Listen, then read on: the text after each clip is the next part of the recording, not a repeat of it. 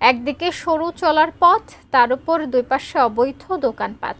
বছরের পর বছর এভাবে জীবনের ঝুঁকি নিয়ে নদী পারাপার করছেন বন্দরনগরী নারায়ণগঞ্জের লাখ লাখ মানুষ। যাত্রীরা বলছেন, টোল আদায়কারীদের দুর্ব্যবহার আর চলাফেরায় আতঙ্ক তাদের নিত্য চলার সঙ্গী। নৌঘাটের অব্যবস্থাপনার বিষয়ে বিস্তারিত জানাতে বন্দরঘাট থেকে সরাসরি যুক্ত হচ্ছেন প্রতিনিধি হাসান মজুমদার বাবলু। বাবলু, এই যে অব্যবস্থাপনা, এ নিয়ে প্রশাসন কোনো ব্যবস্থা গ্রহণ করেছে কিনা জানাবেন।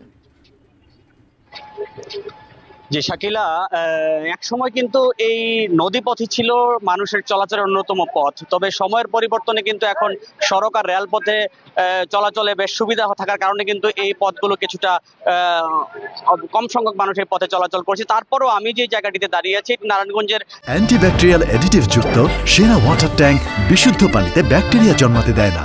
সেন্ট্রাল বন্দর ঘাটে দাঁড়িয়ে আছি। এই যে ঘাটটি রয়েছে সেই ঘাট দিয়ে কিন্তু প্রতিনিয়তই প্রায় 3 থেকে 4 লাখ মানুষ চলাচল করছে। আর এই 4 লাখ মানুষের চলাচলের জন্য মাত্র 60টি ট্রলার রয়েছে আর 100 থেকে 120টি নৌকো রয়েছে। আমরা যেমনটি এখানকার মানুষ আমাদেরকে জানিয়েছে, এই যে এখানকার মানুষ যে প্রতিদিন সকাল থেকে সন্ধ্যা পর্যন্ত তাদের চলাচলের বেশ সরগরমই থাকে। নারায়ণগঞ্জের বিভিন্ন জায়গার মানুষ কিন্তু গন্তব্যে ফিরতে এই ঘাটটি ব্যবহার করে। আমি যদি এই ঘাটের যে এখনো কিন্তু দাঁড়িয়ে আছি সেই ঘাটটিতে, আপনি দেখছেন যে এখানকার যে মানুষ রয়েছে তারা কিন্তু এখনো কিন্তু বেশ হুমড়ি খেয়ে তারা কিন্তু পড়ে আছে, অর্থাৎ কখন ট্রলার আসবে কখন আসবে এই জন্য কিন্তু তারা দাঁড়িয়ে আছে এই ঠিক দুই পাশে। পাশাপাশি আমি এইখানকার যে সাধারণ মানুষ রয়েছে তাদের সাথে কথা বলেছিলাম, যাত্রীরা রয়েছে তাদের সাথে কথা বলেছিলাম।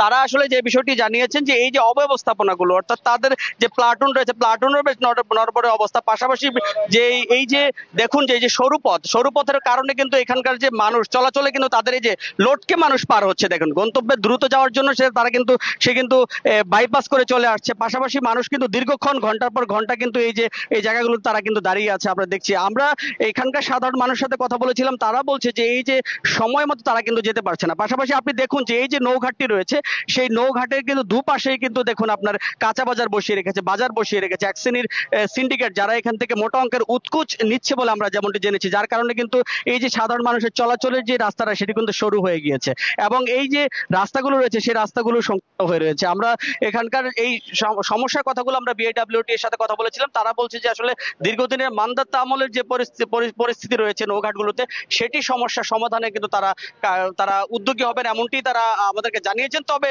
দীর্ঘ প্রায় 50 বছর ধরে এই সমস্যা রয়েছে, এই সমস্যা কিন্তু আজও সমাধানের কোনো পথ পাননি বলে স্থানীয়রা আমাদেরকে জানিয়েছেন। শাকিলা।